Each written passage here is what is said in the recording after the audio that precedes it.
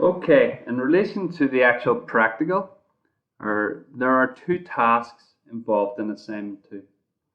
Task 1 involves peripheral blood mononuclear cell isolation from blood and a subsequent cell count. And task 2 involves flow cytometry analysis in HIV patients, which we'll cover later in the lecture. So, in relation to task 1, this hypothetical scenario is that Emer would like to investigate the effects of the anti-inflammatory activity of N3 polyunsaturated fatty acid, DHA.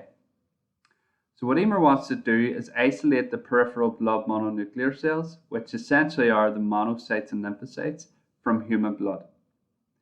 And what she wants to then do is, once they're isolated, she will culture these cells with and without DHA for 24 hours.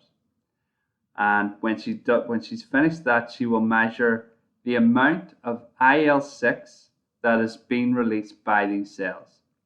And the ultimate aim would be to determine whether DHA can reduce the amount of pro-inflammatory IL-6 produced.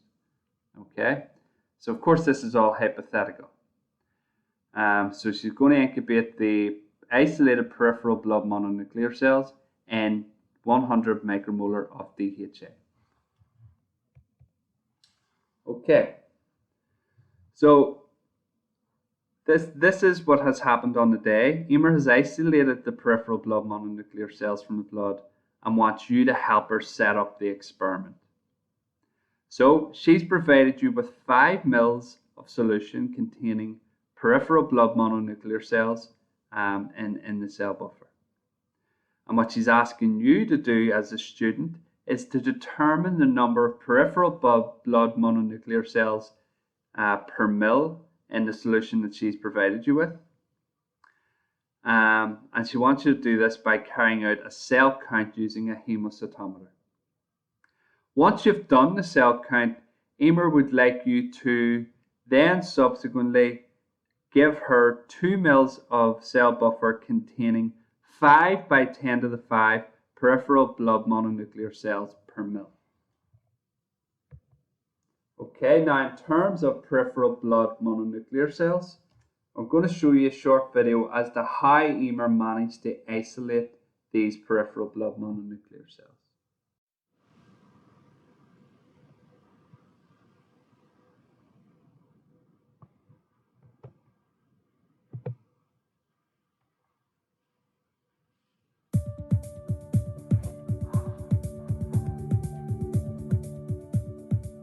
The following video is a technical guide that demonstrates how to isolate mononuclear cells from whole blood by centrifugation through a density gradient medium such as FICOL-PAC+.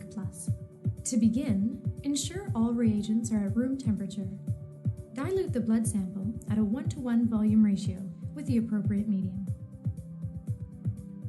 Add a volume of density gradient medium to a fresh tube according to the specifications for that density gradient medium. Gently layer the diluted blood on top of the density gradient medium. Take care not to mix the two layers. Centrifuge for 30 minutes at 400 G with the brake off.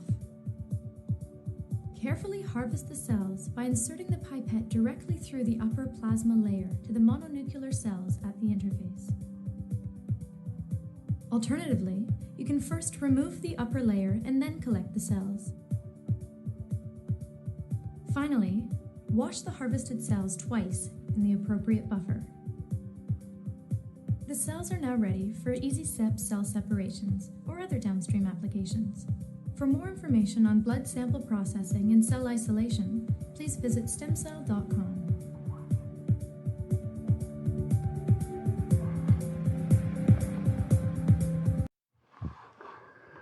So in terms of the procedure to isolate the peripheral blood mononuclear cells, it involves taking 5 mils of blood and mixing it with an equal amount of PBS, phosphate buffered saline.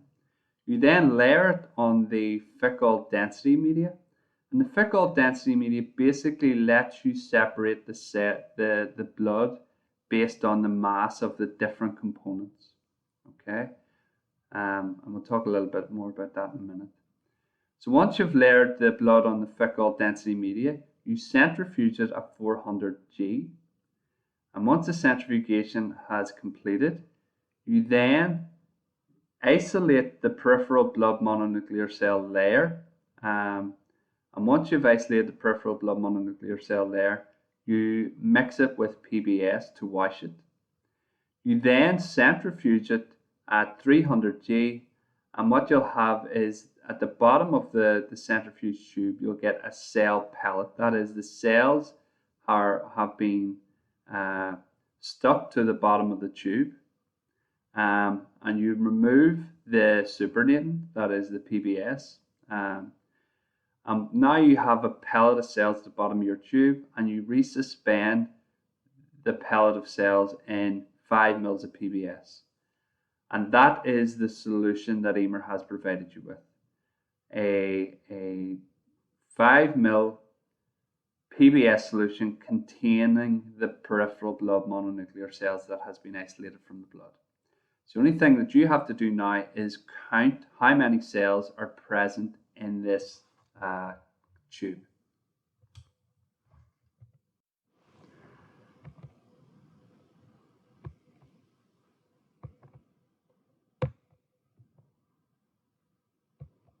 So this is a visualization of the tubes that Emer would have used to isolate the blood mononuclear cell.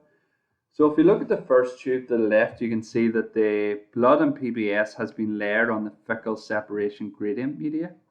Okay, so the blood essentially just sits directly on top or floats on top of the fickle media. Then after the centrifugation, as you can see the tube in the middle, after centrifugation, all the components separate out based on mass. So at the top you have the yellow plasma, and just at the bottom of the plasma level, you'll have the peripheral blood mononuclear cell layer. And this layer kind of floats as a kind of viscous layer below the plasma layer. Below the peripheral blood mononuclear cell layer, you then have the fickle gradient media that separates the peripheral blood mononuclear cell from the next sedimented level, which contains erythrocytes and granulocytes. Okay, and that is the after the centrifugation step. So what Emer then subsequently did was remove the peripheral blood mononuclear cell and put it into a fresh tube.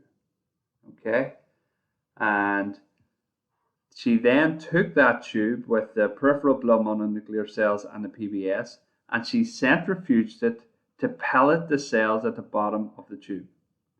Then she removed the supernatant, the PBS, and she was left with the peripheral blood mononuclear cells adhered to the bottom, and she subsequently added 5 mils of PBS to resuspend the cells in solution.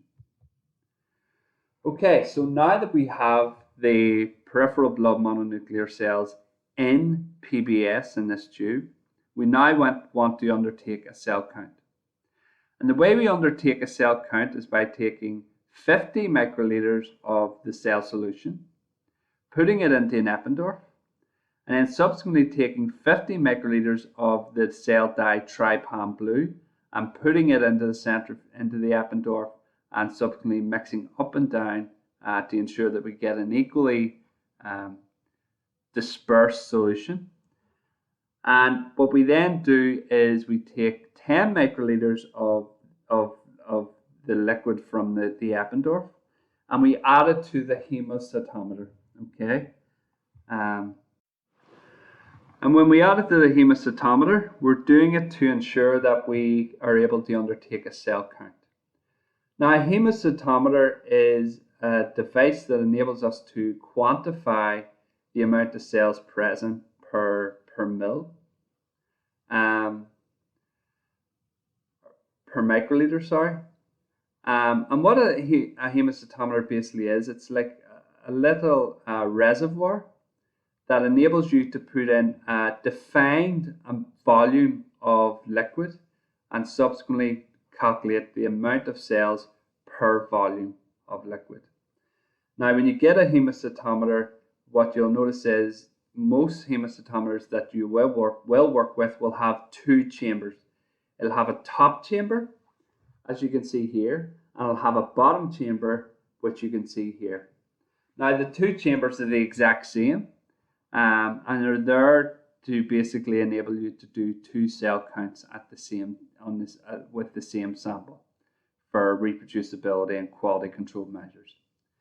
Okay, as I said, the hemocytometer is a chamber that allows you to add a defined volume of liquid.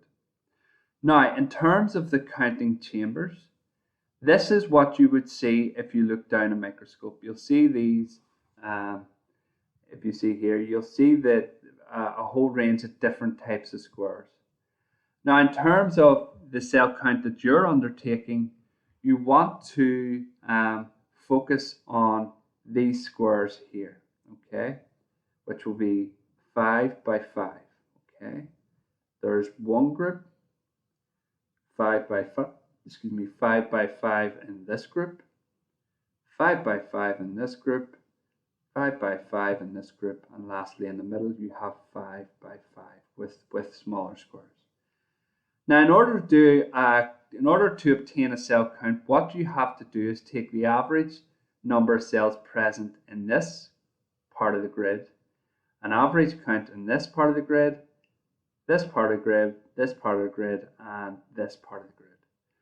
Once you take your cell count, you take the average, and when you get your average count, what you have is the average count per mil. And the way you calculate this, it's the average count by 10 to the 4. So if you get an average count of 35, then you have a cell count of 35 by 10 to the 4 cells per mil. Now, I said at the start of the discussion, one thing we have to account for is dilution factor.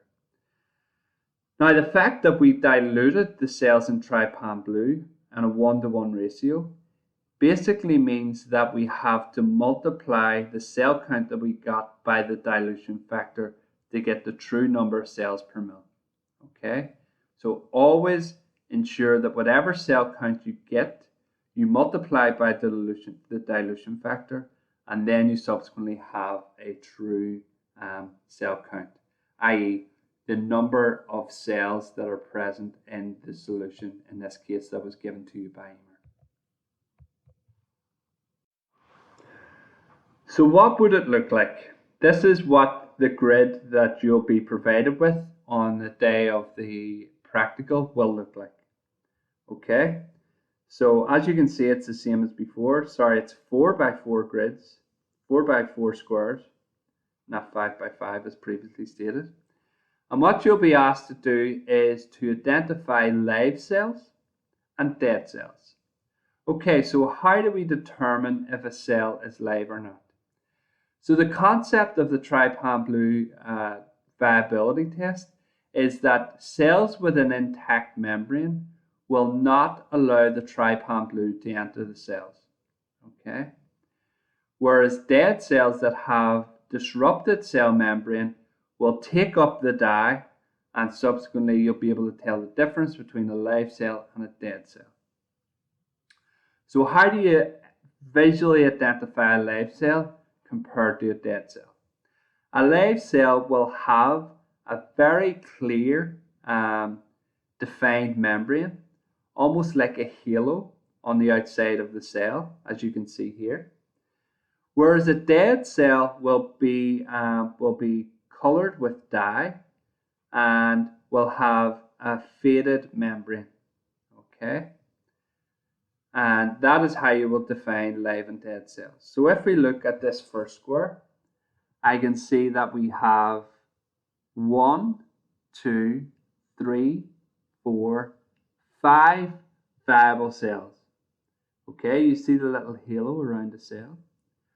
Whereas in this square we have 1, 2 cells that are not viable. How do we tell they're not viable? Because they don't have a defined membrane and you can see there's a difference in the staining of